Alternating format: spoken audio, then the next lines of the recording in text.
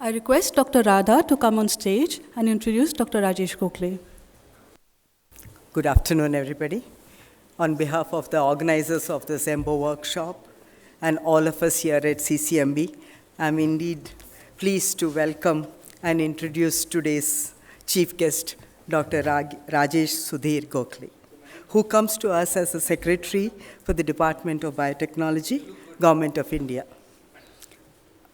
Rajesh completed his post-graduation in biotechnology from IIT Bombay, received his PhD from the Indian Institute of Science, Bangalore, where he worked on protein folding and stability. Having worked as a scientist at NII, he served as a director of CSR IGIB, New Delhi, from 2009 to 2016. He is credited with the discovery of a family of long-chain fatty acyl AMP ligases, and his studies have assisted in elucidation of biochemical crosstalk between fatty acid synthetases and polyketide synthetases in Mycobacterium tuberculosis. He has also contributed to the pathobiology and treatment of a skin disorder vitiligo and co-founded a biopharmaceutical company. He's a fellow of all the 3 science academies in India and a recipient of several prestigious awards, including the Shanti Swarup Bhatnagar Prize for Science and Technology, the B.M. Birla Science Prize in Biology, National Bioscience Award for Career Development, Sun Pharma Research Award, and the Infosys Prize in Life Sciences for his contributions to biological sciences. We are indeed honored to have you here today and request you to deliver the inaugural address. Dr. Rajesh Sudhir Gokhale. But thank you very much for your very kind introduction. As you would have realized from that introduction that I really have no real background to speak about the area that is dedicated to the conference. But one of the good things of talking about inaugural conference is that you're free to talk about whatever you feel like talking about it actually. And I think sometimes it's a blessing in disguise because you get a break from if there are other talks that are going on in one motion, you can get some break and listen to something more interesting that may be happening. I don't know, I just thought I should talk about TechMeds, which is the future of medical innovations actually. And primarily that's what little bit of perceptive about your program is. And really what the world is looking at right now, as all of you must be discussing, is what's the future of the therapeutics going to be actually. And more and more we realize we're starting to get to the fact that we are not really solving problems, but we are just managing them in a way that's actually seemingly taking us to a different course of actions and constantly evolving in different ways. So it is for sure that the molecular medicine is transforming the way we understand and treat diseases, and which was your microphysiological systems also contributing to some of these aspects of the stuff. And eventually the future would revolve around a new molecule that is actually an old molecule in a new package, which seems to be now one of the major factor by which many of these technologies will come to the factor, or antibodies or nanobodies, or the cell therapies where you have autologous cells and identify defective cells and introduce viable and corrected cells in the future, and the technologies that will allow you to manage, manipulate, and perform functions that were not being done actually. So I think this is what probably the future is going to be. But what I thought to talk to you about is that how will this get implemented actually, and how will this really work in a structure that would really make all this possible, because this is really will happen at the laboratories actually. However, at the healthcare systems, it's becoming tenuous and increasingly difficult. It's also very important the way you can see how the geopolitical challenges that we are all looking through in our own systems. I think it's kind of opening up tremendous amount of challenges and opportunities in terms of how technologically one needs to become competent actually. And from a country like India's point of view, we really have to worry about 4 critical problems that we need to look at actually, what I call tech solutions for the future security. And this is either it is substantial, your food security, the energy security, the climate security, or the healthcare, which is what I was talking about actually. But the central of all these dogmas is likely to be the data and digital world.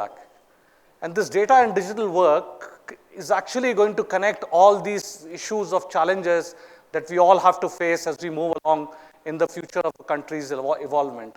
And more we will realize that individual researchers who had worked as an individual passion research actually in fact is going to start to address problems that are more of a common people in a consortia-based mode, because that's the way the world is going to move together. And the question that as a Secretary Department of Biotechnology that we all asking is, how can India be a serious competitor in the foundation technologies of the 21st century actually? And that's going to be the challenge, whether our country, whatever Honorable Prime Minister says that we will be a developed nation by 2047, if that we need to achieve, we obviously have to have at least competitor foundation in the foundational technologies that are going to work around. And many of these are going to come in these 4 challenging areas that are actually of what critical importance to any country to look at. So how do we deal with this problem? And I thought I will talk to you about this today and a little bit some of these, what Department of Biotechnology, the way it's trying to position itself in future such that it actually starts to address these issues as we move along. So this is something that we have, which has become part and parcel of our life. But just to give you an example, this is what we saw, and we're still all recovering through it, which is COVID-19 pandemic. But that's not the only pandemic in the 21st century that we're faced with actually. If you really look at, there have been large number of emerging and re-emerging pandemics in the 21st century itself actually. And that itself says a lot about it. We always thought that we have somehow, and we means maybe at least the developed countries think that they have in fact have a control of the infectious diseases problems, and the problems are largely restricted to chronic diseases or the diseases of the kinds that are particularly survival in different kind of world. But you can see the SARS, dengue, cholera, swine, measles, MERS, Ebola, Zika, and the access on this side is the deaths from the major epidemics as a log of that data that I plotted in the number of years actually. And you can see it's not only COVID that gave these deaths. In fact, there are a large number of that happens even with the swine flu that existed around the period of time. So epidemics, in fact, as we continue to become better at identifying the infections and their ability to work through, we're actually getting better and better at identifying problems that are actually quite critical to look at it.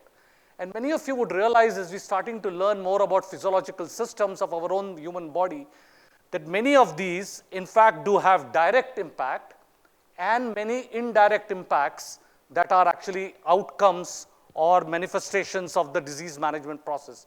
And therefore, these infectious diseases become a very important paradigm to understand, because you may get an infection, you may not get sick, but your ability to predispose to other kind of diseases becomes very high because of an altered continued environment. So we need to understand these in the context of other diseases as well.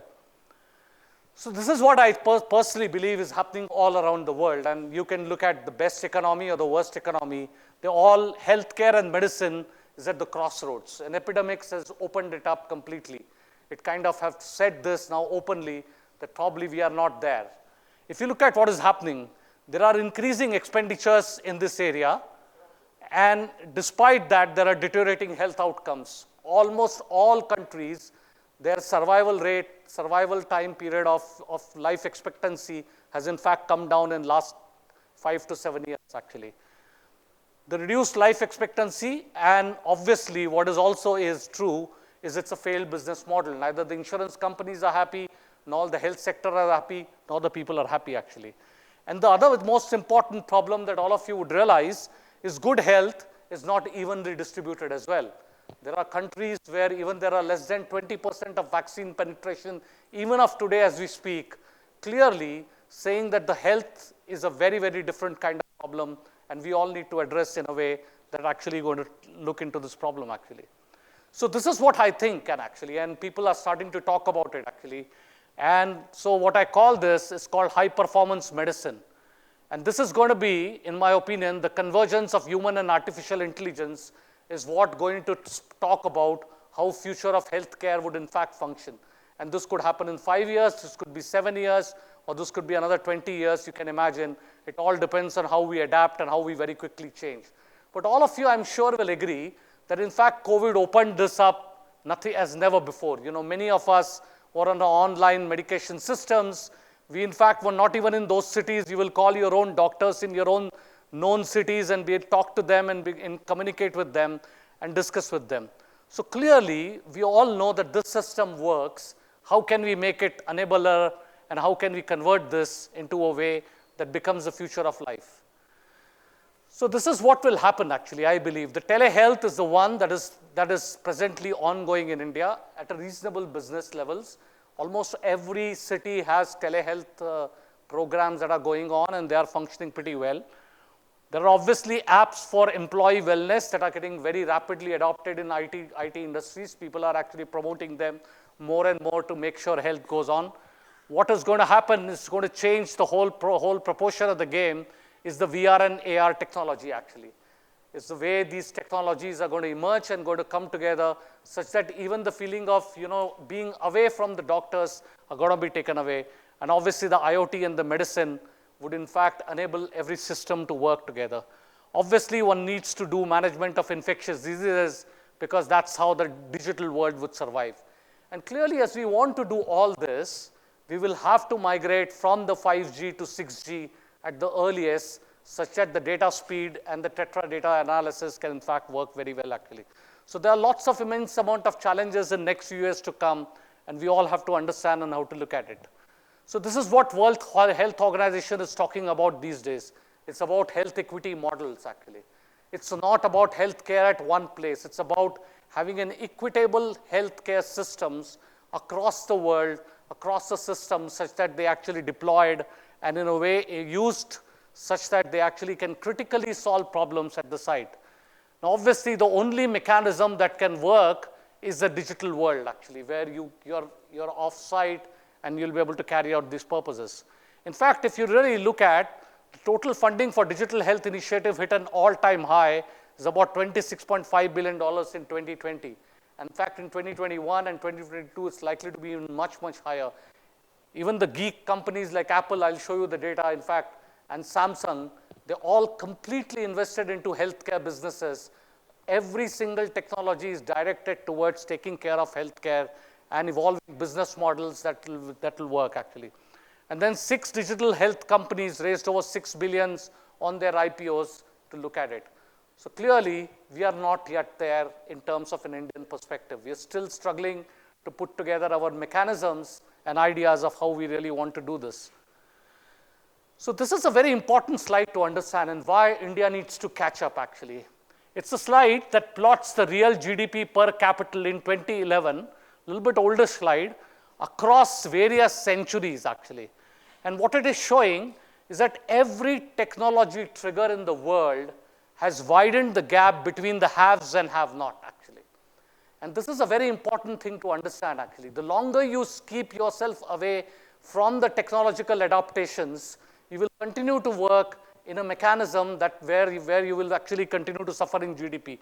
You take it industrial revolution, where the difference between have and have-nots was very close, and then the age of steam engine and the railway started, and then the steel, electricity, and heavy engineering, and you can already see difference became bigger. And then once the communication and automobile industry took over, you can see how America and the Western world absolutely started to go together, and the ICT was even a bigger killer, actually. We were all with the small bytes, and the whole world was about atoms and other activities they're looking at, actually. And the industry 4.0 that our country talks about right now, and there are discussions going on in terms of manufacturing, in terms of digitalization of the data, in terms of what we'll do, is really going to drive this peak even to a crazy levels of differences. So you can see the countries who have low ones has a GDP below 1,000 per capita. The other ones are going to have five-fold higher than them. And clearly, low GDP means all the successive benefits that are going to come out of is going to be completely down. So, and the real difference that is going to be now, and from what we will understand now, is that the deep and rapid technological changes profoundly affects markets and societies. And many of these will be so much so that we don't even think of adjusting to it, that the other new technology will emerge right now. And in the next 10 years, this is what's going to happen and likely to be happening in almost all countries that are taking to these systems. So what is the present healthcare model in India if you really look at actually? And this is a reactive health we all do actually. We seek health services when feeling ill. We actually, only when you start to feel ill. The consumer sorts through different care options. You yourself, say, or maybe I'll call my friend, maybe I'll just go to a close by doctor, or maybe I have to go there. And then the data is captured to confirm the diagnosis by the doctor actually. So he's then starting to look into you and trying to characterize these activities. The future healthcare model is what all IT industries are putting together right now, is what you call proactive health actually. The data is captured via medical grade variables, and these almost all of you younger people actually, you can see many of you use these Apple Watches and cares. The care option reaches out if there is an anomaly and try just via test consultation to confirm whether a hospital visit is needed. In 10 years, I can tell you the tertiary care hospitals will almost be very, very difficult place to reach. You will almost always get treated in your homes, and your treatments actually will be done through an IoT-enabled mechanisms such that you are getting at your home the care that you're supposed to get in these tertiary care hospitals. And the provider already has a historical data set of relevant biomarkers and genetic predispositions that allows them to utilize the data sets and ability to carry out these kind of changes. And many of us think 10 years may be not true, but believe me, the way the world is progressing and the speed with which technological interventions are changing, this is actually going to be a true reality actually. Of course, if you don't adopt it, it will never happen. But if you don't take it now, there's a challenge that always will be there, that how we adopt to it. And therefore, the future world is medical grade variables, predictive diagnostic, which means a proactive health actually. You have to constantly be engaged in trying to manage your health such that you don't have to go to the tertiary care hospitals to be able to carry out these activities. And these are some of the redefining the diagnostics that are available, even presently available to look at actually. Starts from clothing and shoe embedded sensors, smart rings, smart watch or band, chest strap, ECG patch, medical earbuds, or large number of textiles that are now emerging which have wearable devices on them actually. And you can now use them and just start using them as and when you want, such that you can carry out. A very large emerging company right now is using graphene functionalized cloth as an embedded ECG sensor. And in fact, this is a technology that is going to be coming to the market in very less amount of time. So therefore, what I call heal with DAWAI actually is what your future will be actually. The AI will not be the normal AI, but will be the artificial intelligence AI, which will start curating your life and taking care of how you really survive and how you really pathologically recover from conditions. The ML could one day lead drug markers to predict the way patients will respond to various drugs, which patients stand the greatest chance of benefiting from the drug. And therefore, you will require customized drugs to be available. The approach for cancer and personalized treatments are already there. I don't know how many of you have heard about a company called Carconis, which is there for 5-7 years in India, already collecting enormous amount of data management software technologies through this. It's an Indian company, but obviously investors are all from abroad, a Kerala-based company. And it has hospitals all across the country, and they are already collecting data and in fact making sure that the data that comes out to be are the markers for genetic predispositions or genes that can be specifically developed as future therapeutic methods. So this is what is right now the business plan of Apple is. They are actually using consenting and data consent through this. The access for the data health monitoring tools are already available for them, and they are going to charging fees for you to actually get access to all of these in future as we look at. Either it's physician, clinics, hospitals, biopharma, labs, or retail, and all of them will give you far better information than maybe only physician can give you, which is what is going to be a different challenge. So this is what experimentally we all need to start doing actually. In our labs, in our research systems, or in our various incubator systems, or maybe in the private companies, which is where much of the technology development always occurs actually. So you start collecting biomedical data, you create systematic mechanisms of looking at it, connect it with biomedical engineering technologies and automation tools, and develop these technologies such that they actually can coherently work with each other, such that then if you're sick, you get a virtual health guidance, which is what the whole tools and technologies would deliver. So this is just a kind of, a recent movie that you must have, some of you might have seen. I don't know how good this movie was, I didn't see, but I know his name was Dr. Chitti, and this Robert movie actually, for example, it says specialization for designer genes, bionic enhancement, personalized medicine, appointments only, and in future, in fact, may not be too long time, maybe in 20 years time, you may have buy 20 insulin chips or buy COVID-free, jacket-free, purchase prosthetics for this size, AI cure sessions, and organ packages.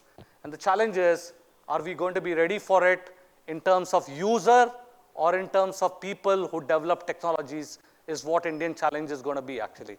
And that's where all of us has to think about and understand where we had to head around. Either you can be users as we have been using most of the technologies, or we can start adopting and start using them to look at it. So this is something that what DBT has been doing since I represent Department of Biotechnology actually. Just give you a few key indicators of how we are defining the way in which we will perform and move ahead. So this is the 5 key indicators of how Indian bioeconomy has grown. In fact, 2021 was a fantastic year for Indian bioeconomy. We grew from $70 billion to an $80 billion industry in India actually, which is the only industry that grew at that pace at a CAGR of 14% last year. Of course, all of you know why.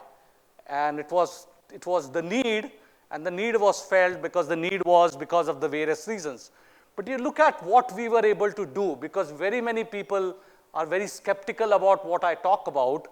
But can you imagine, India generated about $219 million bioeconomy every day, which is what makes about $80 billion of 2021 all, every day.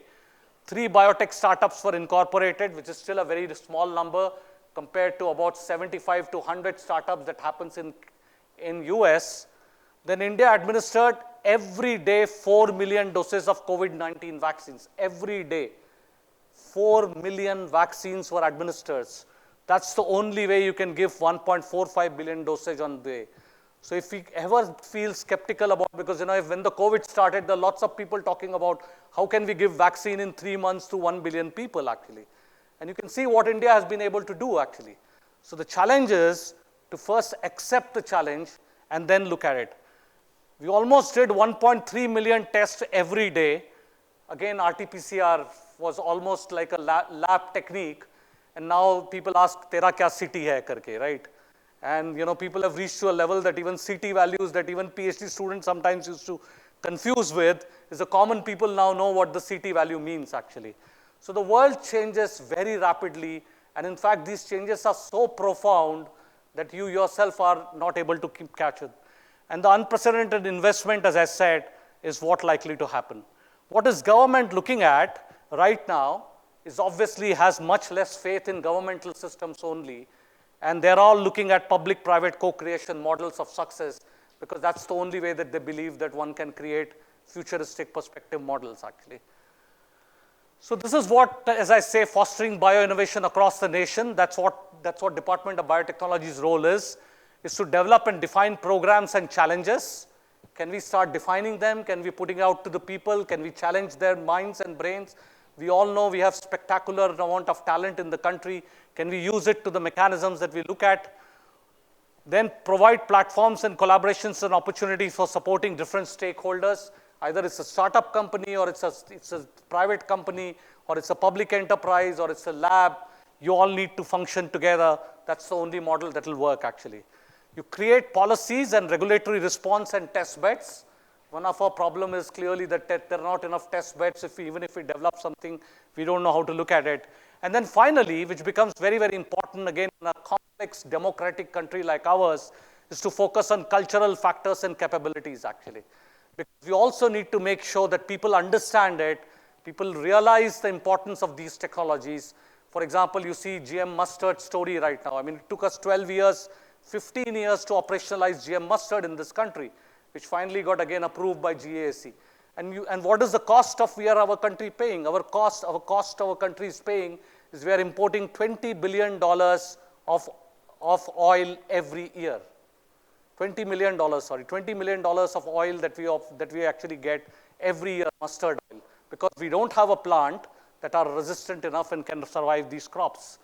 So how do we do this actually? And DBT has a mechanism of a cycle, what I call. So that's the mechanism cycle.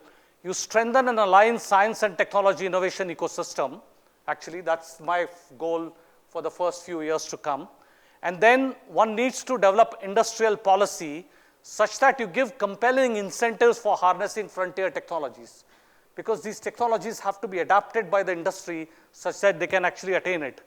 You clearly then need to build on the workforce. For example, workforce transitions and capacity building becomes a very critical part of this analysis actually, because you want to understand that people are there who are willing to work. Suppose if you want to develop an AI technologies, how many people are there who can work on supercomputing facilities analysis? So those are kind of things. Then you need to worry about the regulatory reforms, and what that means is that institutions and instruments has to synchronize in terms of their growth potential. And eventually the R&D budget, which is actually probably the least of the all important part, although it's a central part, but often this cycle actually gets broken down and the R&D budget looks like very small, because you actually delays in implementations, delays in our ability to use this mechanism basis. And as I said, social protection is important, promote inclusive debate on the impact of how we will develop technologies and carry out these bases. So this is something that I have been able to do in DBT for in almost a years of time actually. So clearly one of the main challenge for us was to enable genome editing policies actually. SDN1 and SDN2 are in plants can be DNA free, because if you develop this in plants, you can cross them, and the next generation you can get rid of all the genes in it. So if you don't have a transgene, there is no reason why the plants cannot be released as a variety, because the random mutagenesis using UV-mediated mutagenesis is available. Why can't the precision mutagenesis be enabled?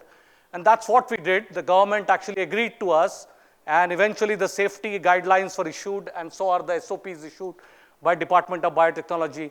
And clearly in next 3 years, we need to focus on this, because clearly the challenge is the food security of the country cannot be played with. It's important to understand that agricultural land will keep going down. It's important to understand that none of us want our children to become farmers, and therefore the farming labor is going to be a big challenge in this country, and then the food security is going to be an even bigger challenge. And that's an underlying basal thing if human beings have to survive. So these are very important activities that Government of India is doing and taking up very, very many challenging jobs as well. The second is that what we all know, and that's because of my personal passion, as well as you all know that TB has survived in India for 150 years now. We still continue to have many people die. And so what we have evolved is what we call data-driven research to eradicate TB, or DARE to eradicate TB actually. And this program was launched. In fact, some of you who are following Department of Biotechnology's perspective is we're using INSACOG mechanisms to look at MDR strain analysis, to identify which are the strains circulating in the system, what is the challenge, how do we look at it, and there are many other methods that we are trying to develop to look at what we call TB Mukt Bharat by 2025. In a way, it's a very, very challenging talk, but we really need to at least start doing things in this direction. The other very important area that's going to be for Department of Biotechnology to take forward is what I call biomanufacturing actually. And if you really look at energy security of the country, the fossil fuel has to go down with time actually, and there is no doubt about that. Even though we have a lot of coal reserves, many of these coal reserves are high ash content, and therefore we are going to be challenged by how much of oil can we gas and oil and gas we can import, how much of we can convert into carbon dioxide, and how much of bio waste are we wasting from our own perspective. So clearly many of the chemical products like food additives, biopharma, biogenic dyes, animal feed products, flavors and fragrances, bioplastic, biotextiles, all of them have to derive from the bio waste materials such that there is an enabler mechanism into the system. That's one of the areas that we are trying to develop and establish right now, and Department of Biotechnology looking into it. Clearly, many of you would realize that C1 carbon fixing will also become very, very important. Whether you release methane or carbon dioxide, methanol or acid or carbon monoxide, can we fix this in cell-based factories, develop raw materials, and from these raw materials can we produce value-added chemical products? And many of you should recognize this very important path and journey, because that's how industrial revolution began. In fact, it began with one single pot of soda ash and H2SO4, that synthesis that started at an industrial level that changed the entire ecosystem of the nation. And this is the time that our nation has to adapt to these new policies of how processes will occur actually. That's another area, I think, a very, very bright and wonderful opportunity for younger people to look at is the entrepreneurship development activities. For example, what Department of Biotechnology will be able to do is to set up about 75 incubation centers. About 10 lakh STEM talent students and entrepreneurs are engaged in it. About 10,000 of ecosystem mentorships enabled. More than 2,000 startups have been done, and large number of forging for fellowships in this, and about Indian rupees of more than 1,000 crores have been given as a grant in aid to various people to set up these technologies, and all innovations will come from them. You go and talk to younger people, and you think, if you really think you have energy and you have ideas, everything will come in these kind of small companies, startups that are actually bubbling with ideas, excited about things, and are willing to take risk because they really want to make a difference. And this is what one of our major enterprises activities at Department of Biotechnology as well. So finally, just as we all discuss about, and we are all discussing physiological systems, in fact, societies are also physiological systems actually. And the innovations do not come alone. They come in consortia, multidisciplinary, and globally funded projects. However, we need to figure out a way to come together.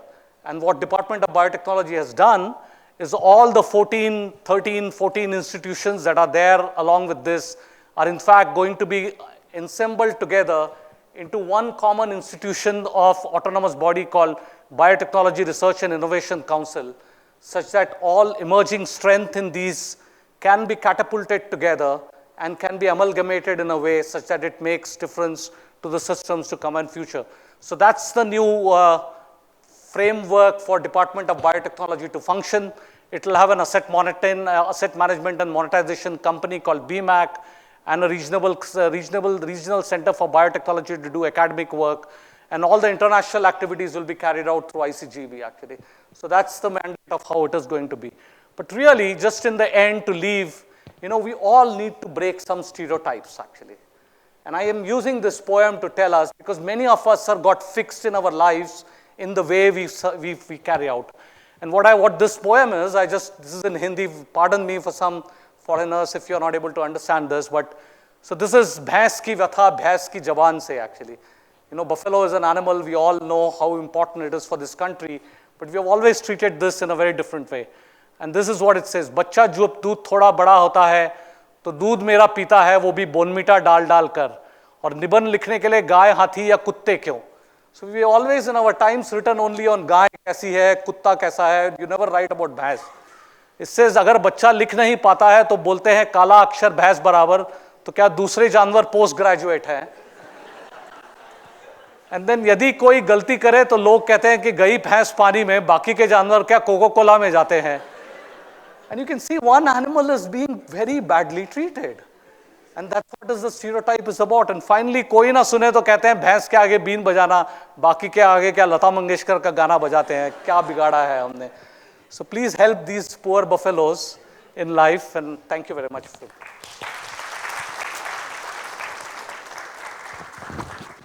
Thank you, Dr. Gokhale, for this amazing talk. Your energy is always I'm so envious of it.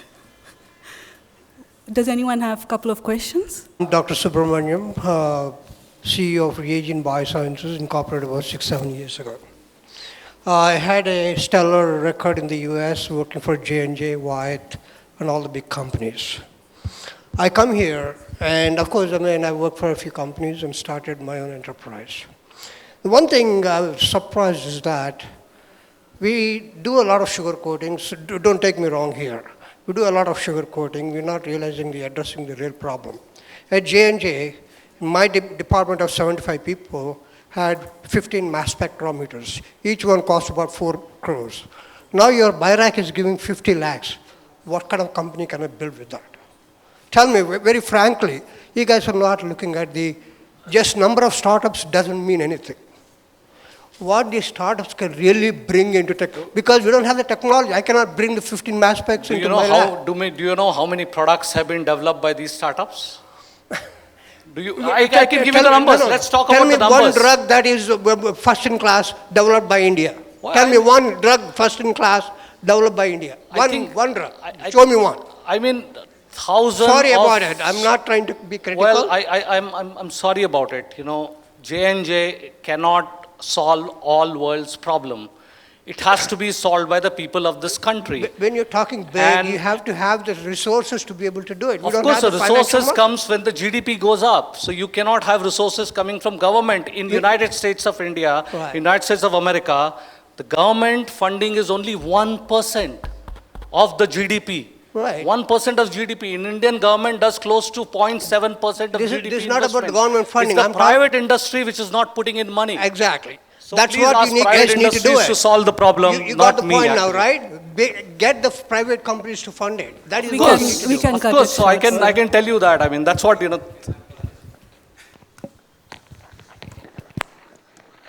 It's really easy if private companies start putting in money into the market. 2.3% of the GDP is invested by the American companies, actually. In India, it is abysmal 0.02%. That's the older model of drug development, unfortunately. I mean, we all have to develop new models of drug development, and I can guarantee you that that's the game changer I'm talking about. You'll see what India will do. Please wait for 5 years. I can guarantee you, actually. I work on the ground, and I can tell you that. Believe me. I request the director, Dr. Vinay Nakori, to felicitate Dr. Rajesh Gokhale.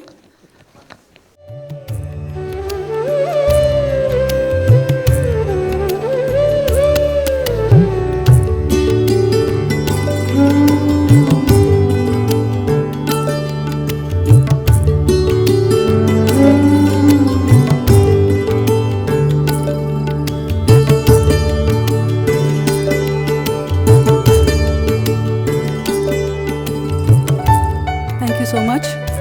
We can now break for tea. Tea is organized on this side.